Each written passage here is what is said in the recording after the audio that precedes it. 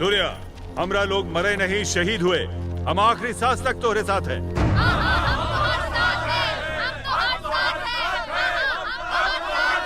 ये लड़ाई मेरी है, आपका इस लड़ाई से कोई ताल्लुक नहीं।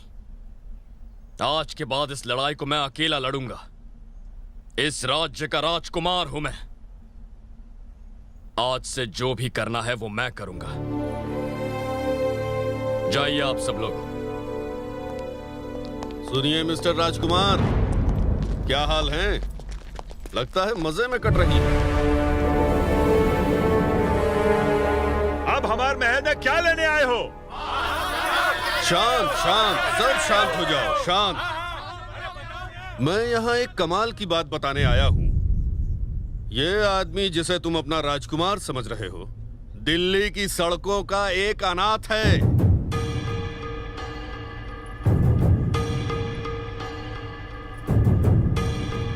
इस घर के बड़े लोग इसे गोद लेकर यहाँ लाए हैं।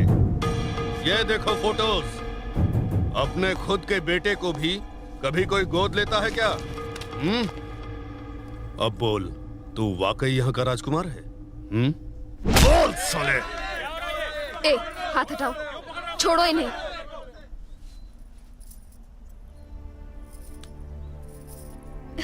मेरी कसम खाकर कहो कि ये झूठ बोल रहा है, तुम ही मेरे सगे भाई हो।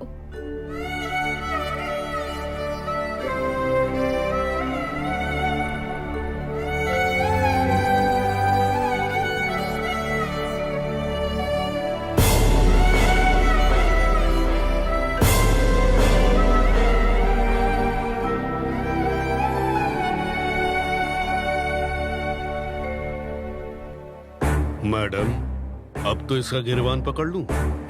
चल साला!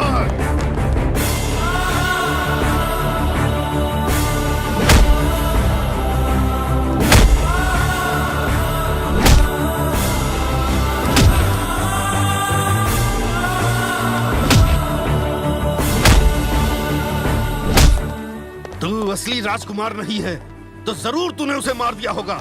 बोल, क्या किया तूने उसका? बोल साले!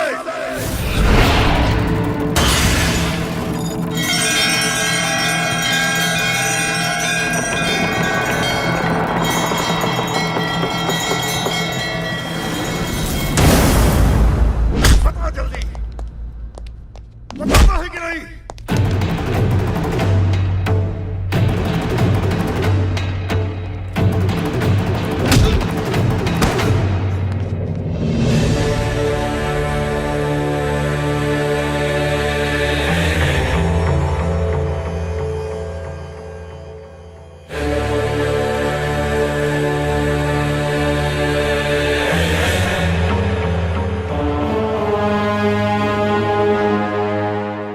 तुम्हारे बेटे को मारा है। 25 साल पहले जब हमारा बेटा पैदा हुआ था तब वो मरा हुआ था। ये उसे कैसे मार सकता है?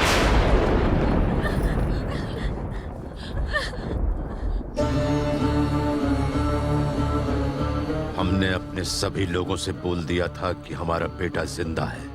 25 साल बाद वो आएगा। हम तो उसी दिन मर गए जिस दिन हमें मरा हुआ बेटा पैदा हुआ था। फिर जिस दिन हमारे शत्रु ने भीख में हमें जीवन दान दिया था। आप सब लोग यहाँ बाहर हर बरस हमारे बेटे का जन्मदिन मनाते रहे और हम वहाँ अंदर हर बरस उसका श्राद्ध मनाते रहे। हमने ये सोचकर आप सबसे झूठ बोला था कि एक दिन ईश्वर कोई मसीहा भेजेगा। भगवान ने इसे भेज दिया।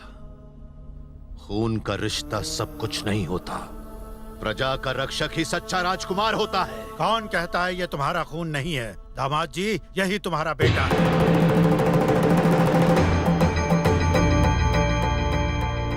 एक बाप के लिए सबसे मुश्किल होता है अपनी लाडली बेटी की आंखों में आंसू देखना। तुम बिल्कुल चिंता न करो बेटी, देखना तुम्हें बेटा ही होगा। नहीं बाबा, हम चाहते हैं कि हमारी बेटी हो। इस लड़ाई ने हमें सिर्फ 2 चीजें दी है, आंसू और दुख। अगर हमने बेटे को जन्म दिया तो वो राक्षस उसे भी नहीं छोड़ेगा। अब हम और दुख नहीं सह सकते। बेटी होगी तो हम उसे देखकर जी तो पाएंगे।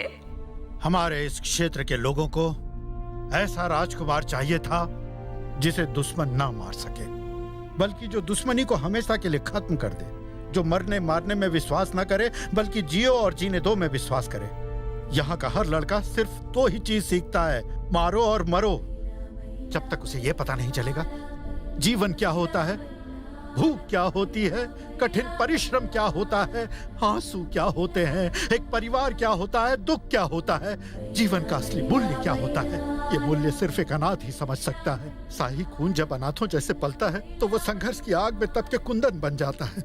जिस लड़के को चांदी की प्लेट में खाना मिलना चाहिए था वो पत्तलों में खाना खाता रहा। जिस बच्चे को रेशमी बिस्तर में चैन से सोना चाहिए था वो फुटपाथ पर सोता रहा। ये सब देखकर हम खून के आंसू रोते रहे। आम आदमी भी जीवन में इतनी मुश्किल नहीं झेलता। तुम्हें एक सच्चा और शक्तिशाली बलवान बनाने के लिए हमने ये सब किया, पर हमने कभी तुम्हें अकेला नहीं छोड़ा। इस लड़की को जानते हो ना तुम, इसको भी हमने भेजा था। हमें माफ कर देना बेटा, हमें माफ कर देना।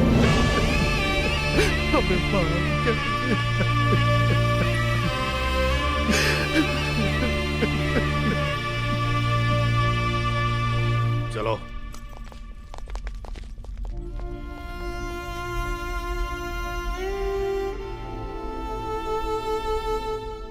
तुमने अपने बच्चे का बलिदान दे दिया, इन लोगों को जिंदा रखने के लिए अपने बेटे को मार दिया, और तुम खुद रोज तिल तिल मरती भी रही।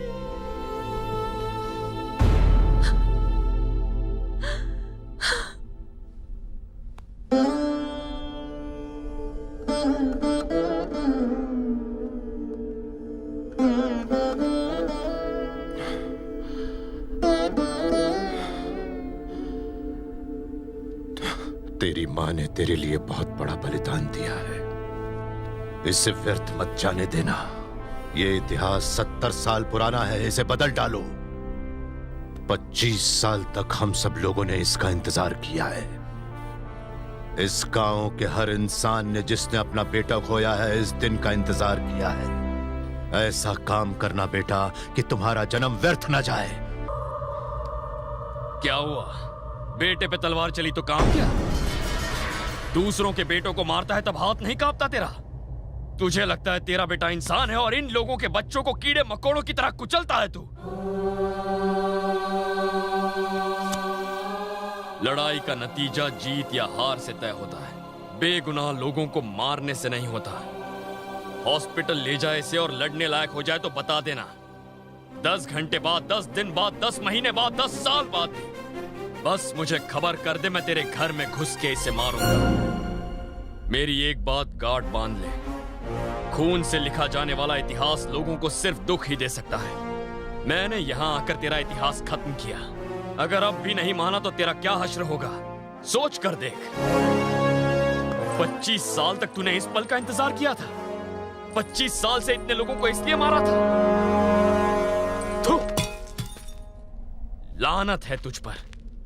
गरीबों को खाना खिलाता तो मरने के बाद वो तुझे याद कर दे, किसी बीमार को बचाता तो वो जिंदगी भर तुझे दुआएं देता, समाज की भलाई करता तो अनंत काल तक सब तेरी पूजा करते।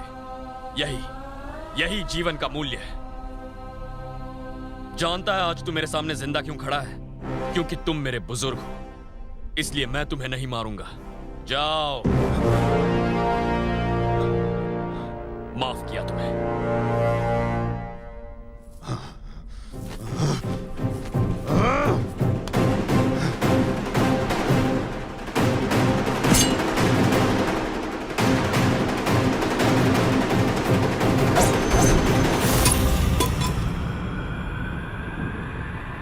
70 बरस की उम्र में मैंने कई जीत देखी, हार देखी, मौत देखी, लेकिन जीवन में पहली बार इतना सच्चा इंसान देखा हूं।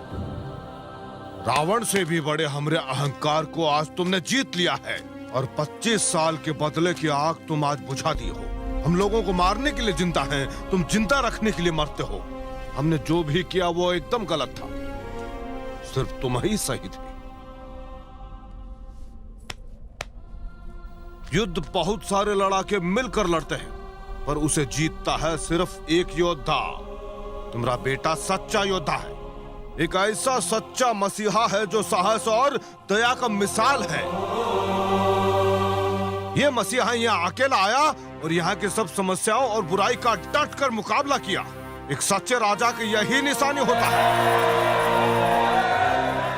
और बिना खौफ के लोग जिसका समर्थन करे वही एक सच्चा राजा होता है।